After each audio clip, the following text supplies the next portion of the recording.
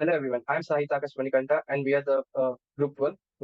Let me introduce you to the dynamic team of Group 12. Members of Group 12 are Sahita Akash, S. Manoj Kumar, Ankit Kushwaha, Sundaram and Rahul Patel. Today's our topic is Indian or foreign stocks. Let me go into the agenda of our today's topic. First one is basic concepts.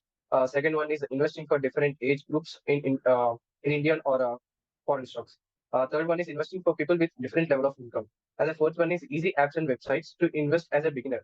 And fifth one, lastly, we'll look into the survey that has been done by our class members and the group members too. Basic concepts of Indian or foreign stocks. Investing in stocks can be global decision. Let's explore the pros and cons of Indian or foreign stocks. Uh, Now let's go into the pros and cons of investing in Indian stocks. Pros: India's fast-growing economy provides potential for high returns, access to different industries and emerging companies. And cons of investing in Indian stocks are volatility can be higher due to factors like political instability, limited choices for foreign investors. Now let's go into the pros and cons of investing in foreign stocks. Pros: access to it has access to global opportunities, including mature markets and innovative companies. Portfolio diversification. And cons are exchange rate risk and geopolitical factors can add complexity. Understanding foreign market regulations. Key factors to consider when investing in Indian stocks. The first one is economic growth, and the second one is the company performance, and third one is political stability.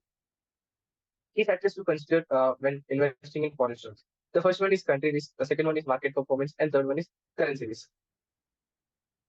Comparison of performances. Indian stocks has historical volatile, but with potential for strong returns. And the second one is foreign stocks, generally stable with opportunities for global growth.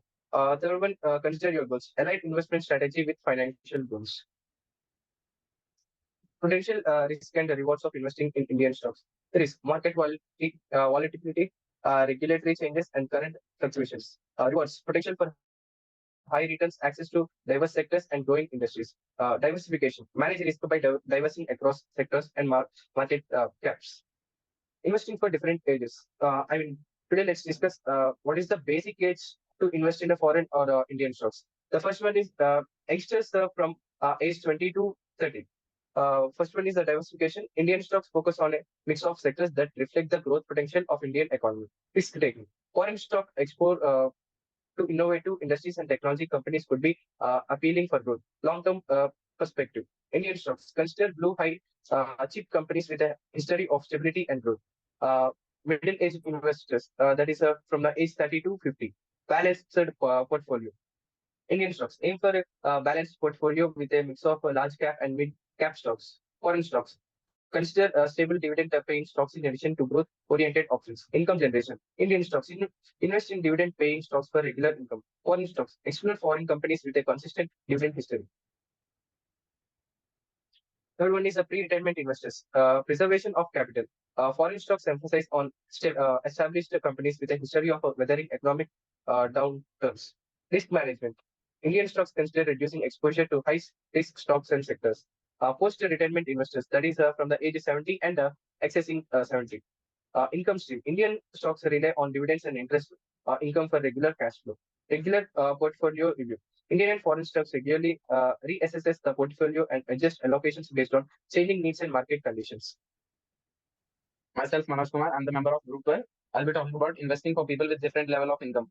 First, we talk about low-income individuals. They have a very minimal budget, so they preferred, saving and investment goals. Like they have to make some emergency funds for their emergency, and they mostly do not consider investing in foreign stocks.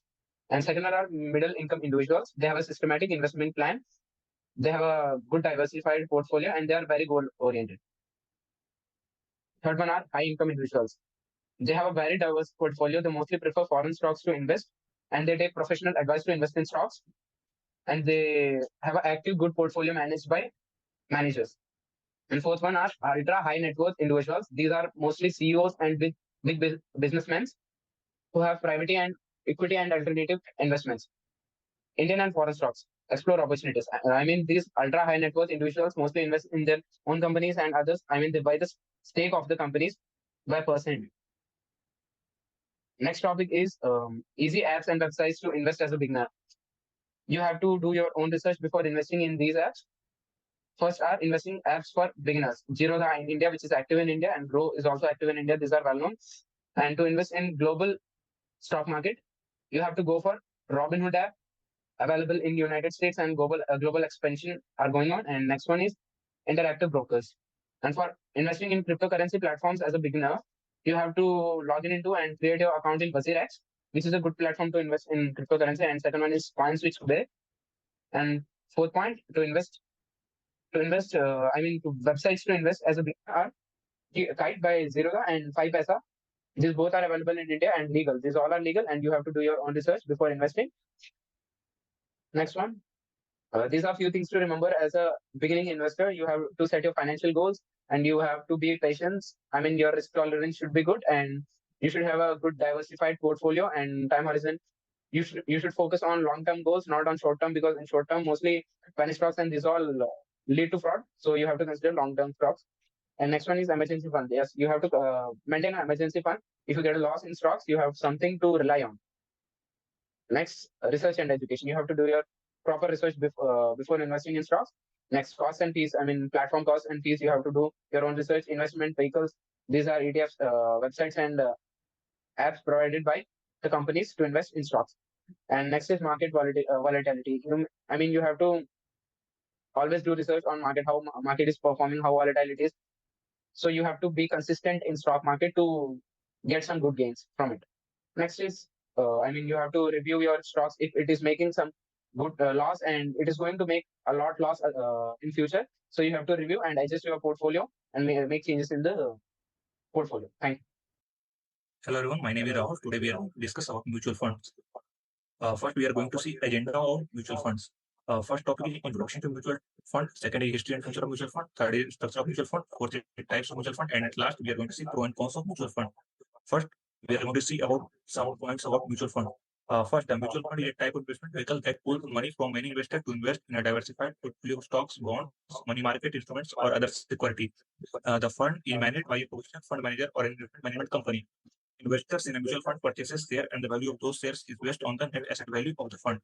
Mutual funds offers a convenient way of individual investors to access professional management and a diversified portfolio without the need for significant capital. And at last, investors can choose funds based on their financial goals, risk tolerance, and investment time horizon. Let's move to the next slide. Here, this is the history of mutual fund, and my friend Ankit is going to explain about the history of the mutual fund. Hi everyone, I am Ankit. I'm going to talk about the history of mutual funds. We can clearly see from a graph as it is a visual presentation of different phases of mutual funds. And it is a way to summarize complex data and to show the relationship between different phases and money it acquires. And it is also an excellent way to demonstrate trends and relationship within the data. Now I'm going to talk about the different phases of mutual funds in India. First phase, which started from 1964 to 1987. The beginning of the history of mutual funds in India is marked by the establishment of the Unit Trust of India in 1963.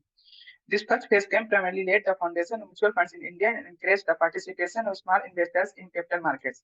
Now, the second phase, which came in force in 1987 to 1993. In this phase, the public sector banks, along with various financial institutions, took entry into the mutual fund and market. Now, third phase, which came in force in 1993 to 2003. The third phase entertains a significant turning point in the history of mutual funds in the country. The government opened the industry of mutual funds for private players in 1993. Now, the fourth phase, which came in force in 2003 to April 2014. Other regulatory reforms are witnessed by the first phase brought about by SEBI for improving transparency and strengthening the protection of the investors.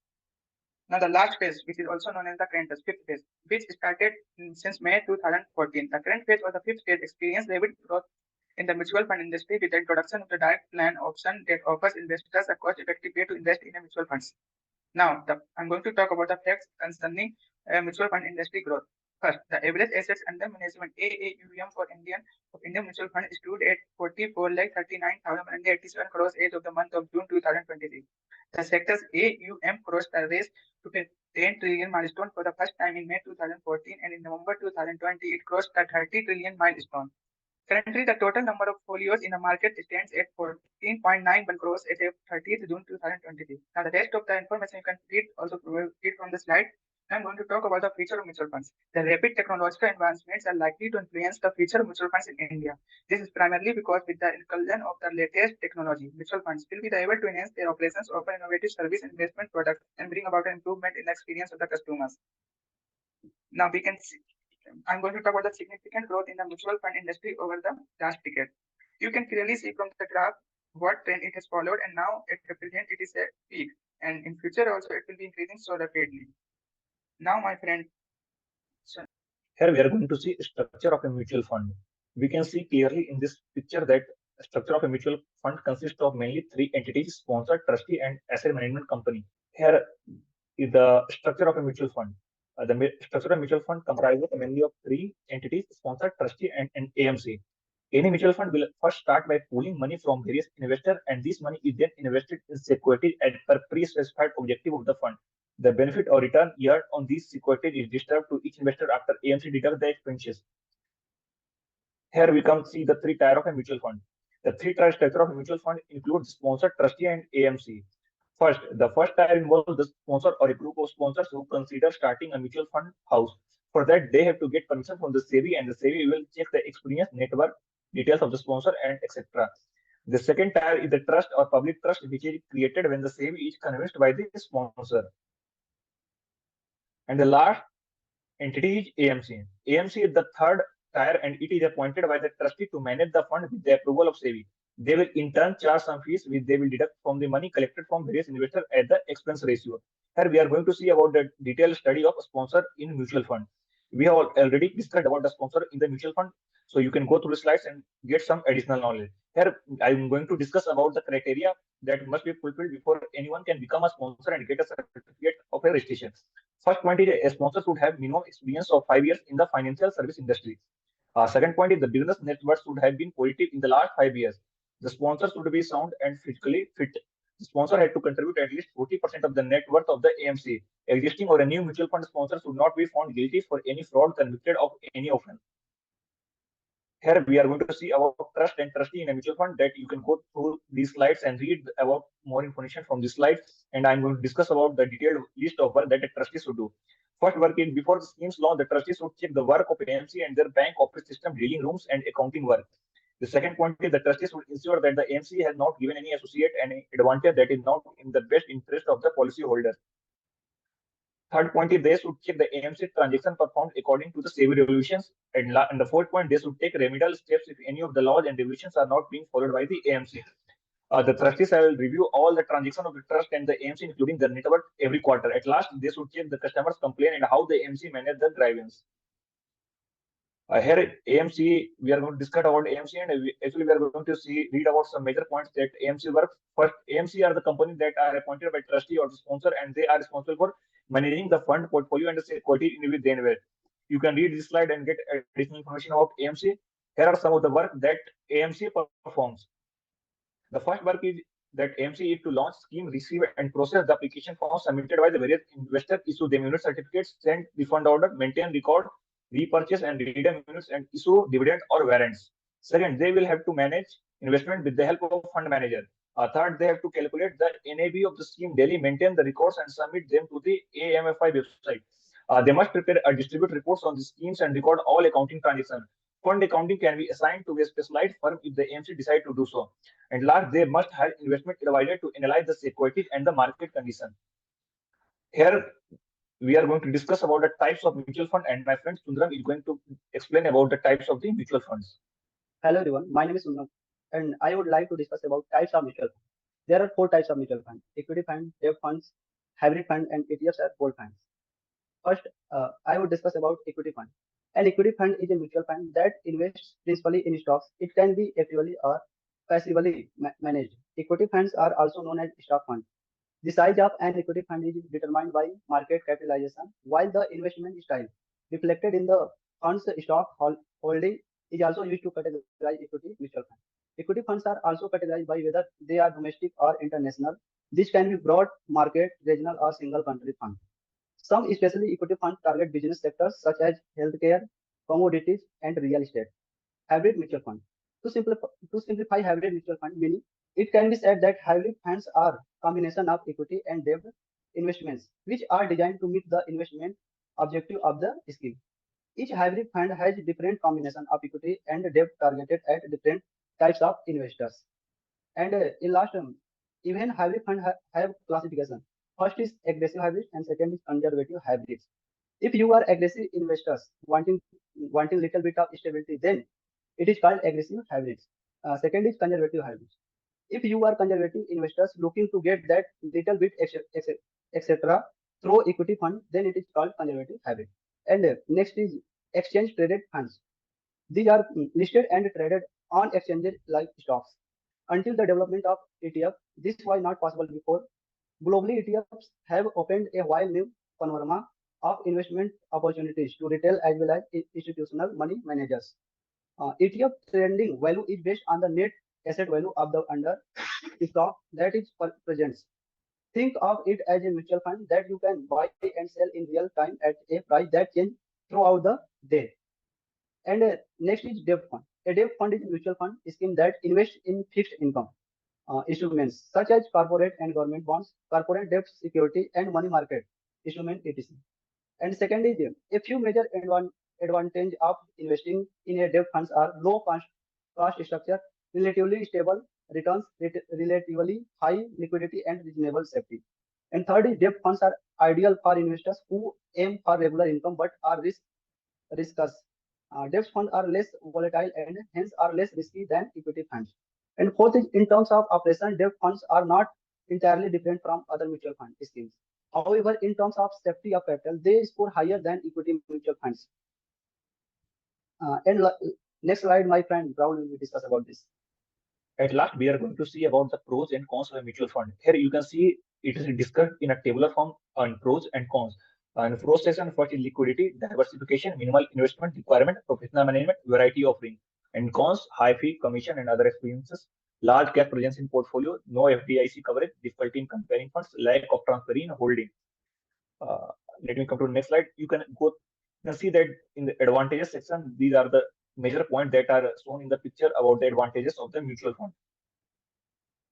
Here, first point is diversification. And diversification or the mixing of investment and assets within a portfolio to reduce risk is one of the advantages of investing in mutual fund.